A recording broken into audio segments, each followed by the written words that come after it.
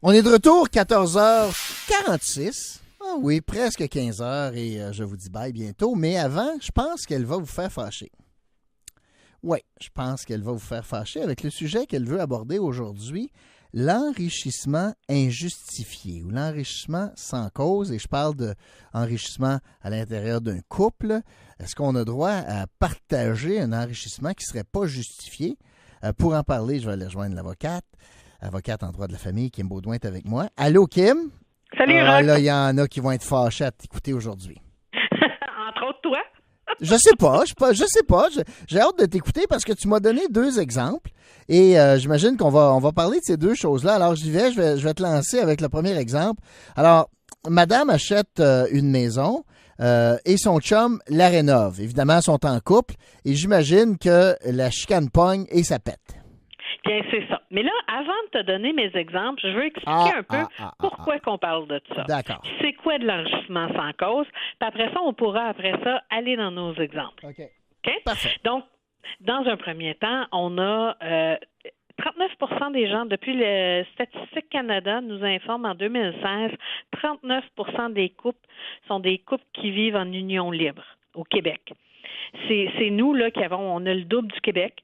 Ça a l'air que c'est au Québec qu'on vit en union libre. Ailleurs, on se marie. Okay. Il faut comprendre, par exemple, Rock, qu'il y a quand même plus que la majorité des couples qui sont mariés. Donc, l'enrichissement sans cause, ça s'applique aux gens qui vivent en union libre, donc qui ne sont pas mariés. D'accord. Puis pour avoir de l'enrichissement sans cause, ça prend de l'enrichissement d'un côté et puis de l'appauvrissement de l'autre. Donc, il y en a un qui s'enrichit pendant que l'autre s'appauvrit. OK? OK. Et puis, après ça, il faut qu'il y ait une absence de justification.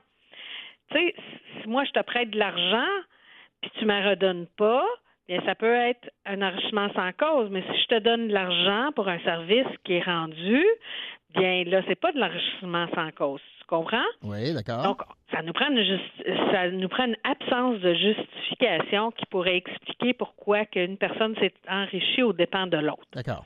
OK? Oui. Fait que là, revenons à mon exemple de madame, elle s'est acheté une maison, puis écoute, là, elle s'est acheté un fixer-upper. OK? Oui. Le couple n'est pas marié, ils vivent ensemble. Et puis, madame, elle va travailler. Et puis, monsieur, lui, l'hiver, bien, c'est un gars qui travaille sa construction et il ne travaille pas l'hiver. OK. Donc, l'hiver, ils rénovent. Puis, ils ont commencé, et puis ils rénovent la salle de bain, ils rénovent la cuisine, ils finissent le sous-sol, ils font toutes les réparations. Écoute, là, elle est partie d'une maison qui valait pas grand-chose à une moseuse de belle maison. D'accord. Puis à l'intérieur de tout ça, monsieur, lui, il a aussi payé les rénovations. OK. Fait que là, il y a 2 choses qui se produisent là. Là, lui, il a payé des rénovations et il a fait du travail. Ouais. Fait que là, à la rupture, qu'est-ce qui arrive? Madame, elle ne doit rien à monsieur. Elle lui dit, regarde, c'est ma maison. Ton nom n'est pas sur l'acte de vente. Tu n'as pas rien payé pour la maison. Fait que merci, prends tes clics et tes claques, puis va-t'en.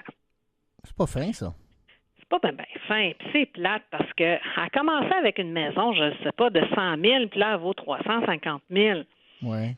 Tu sais, il y a eu un enrichissement là-dedans sans cause. D'accord. Donc, elle va être obligée de compenser monsieur pour tous les travaux de rénovation qu'elle a fait dans la maison.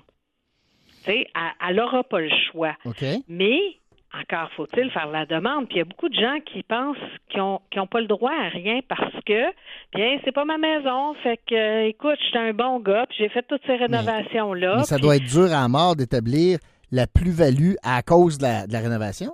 Parce que là, le gars peut pas partager 50% de tout. Il peut juste partager une proportion de la plus-value qu'il a causée. Bien, c'est ça.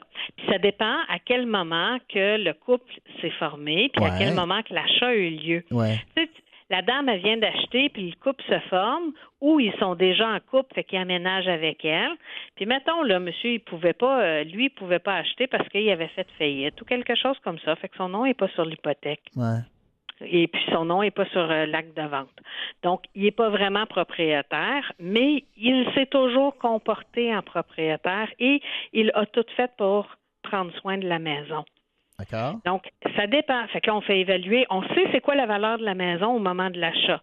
Fait que s'il a aménagé en même temps que madame, ça, c'est facile d'établir c'est quoi la valeur de la maison. C'est la valeur qu'elle l'a achetée. Okay. Là, je veux pas, peut-être que tu n'as pas la réponse, là, puis je veux pas te prendre de cours, mais puisqu'il a fait des travaux, Oui. il a payé, prenons l'hypothèse qu'il a payé il a payé puis des matériaux, puis il a fait des travaux, puis que finalement, il reçoit 20 000 $ de compensation. OK? Que sa portion à lui, là, sur la plus-value, c'est 20 000. D'accord? Tu me suis? Oui. Ça va? C'est-tu exempt d'impôt? Je pense que oui. Même si, entre autres, c'est pour du Mais travail. tu poseras la question à un comptable. OK? Parce que si c'est pour des travaux exécutés, peut-être ça peut être du salaire. C'est parce que c'est de l'enrichissement sans cause. Okay. Donc, moi, j'ai travaillé, mais j'ai travaillé pas pour recevoir de l'argent. Je la reçois après. Écoute, c'est une bonne question de comptable. OK. Parfait. OK? Ouais. Fait que moi, je la réponds pas. Je dis, je pense pas, mais en fin de compte, je le sais-tu, moi. Parfait. OK. Là, on va changer ça. C'est plus madame, finalement, là, qui est pas fine. J'ai l'impression que c'est peut-être le monsieur. Alors, tu veux que je te lance sur le deuxième exemple? Il me reste 3 minutes. Ah bon, bien, je vais faire ça vite, vas-y. L'homme qui achète une maison fait des bébés à une blonde. Je lis ce que tu m'as dit, là. Une blonde à la maison. Oui, mais ça, c'était des notes juste à Ah, OK, ben je vais le résumer. Le gars, il a une maison, il fait des petits à la fille reste à la maison. Finalement, ça pète. As-tu le droit d'une plus-value dans la maison? Bien, c'est ça, mais c'est pas rien que ça qu'elle a fait. OK? Elle a pris soin de monsieur aux petits oignons. Wow. Elle l'a reçu, lui et ses clients à la maison. Oh. Et puis, elle a agi à titre d'hôtesse. Oh. Puis, monsieur, là, lui, là, non, c'est très important dans son emploi. Ouais. Monsieur, c'est un financier et puis c'est très important, ces clients-là. Ah, OK. Puis chaque fois que tu veux wine and dine tes clients pour justement qu'ils viennent te voir puis qu'ils mettent de l'argent dans ton leur portefeuille d'argent avec toi. Il vient voir ta blonde, dans le fond. C'est ça que tu dis. Ben, dans le fond, c'est OK. un peu ça. OK. Et puis, fait que là, grâce à ça, puis, tu sais, c'est pas en affaires, là, c'est pas juste viens chez nous, mais viens chez nous voir ma belle maison, mes beaux enfants, tout le kit, regarde, t'investis avec moi, je suis pas mal winner, tu vas voir, ça va aller bien. Tu sais, c'est l'image aussi qui rapporte, qui fait en sorte que les gens, des fois, en affaires, donc, la femme qui a contribué à tout ça, puis qui a aidé monsieur à augmenter son entreprise, augmenter sa clientèle, ils ont été ensemble pendant un grand bout de temps. Puis pendant ce temps-là, elle était trop occupée de s'occuper des enfants et de monsieur pour faire autre chose. Elle ne pouvait pas faire autre chose. Elle n'avait même pas le temps de se consacrer à un emploi. Bien là, oui, il y a un enrichissement injustifié. Pour monsieur. Et oui, elle peut avoir une réclamation. Au-delà des pensions pour enfants, là, elle pourrait avoir quelque chose pour elle. Ah, ça, c'est autre chose, là. On ne parle pas de pension alimentaire pour enfants et on ne parle pas de pension alimentaire pour madame non plus. On parle d'enrichissement sans cause. Un couple pas marié, oubliez ça, la pension alimentaire. Monsieur ne doit rien à madame au niveau aliments.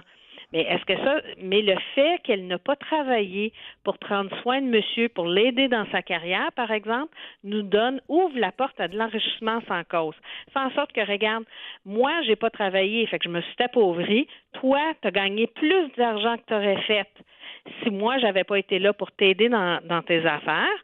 Donc, moi, je me suis appauvrie. Toi, tu t'es enrichi. Le lien de causalité, il est très facile à expliquer aussi. Très intéressant. Et c'est pour ça qu'il faut aller voir un spécialiste ou une spécialiste comme toi. Merci beaucoup, Kim. Merci, Roch. Salut. À la semaine prochaine. OK, Kim Baudouin, notre avocate en droit de la famille. Vous entendez ça? Mais ça veut dire que la première est finie. Puis je vais vous retrouver demain pour un autre, solide comme le roc. OK, bye.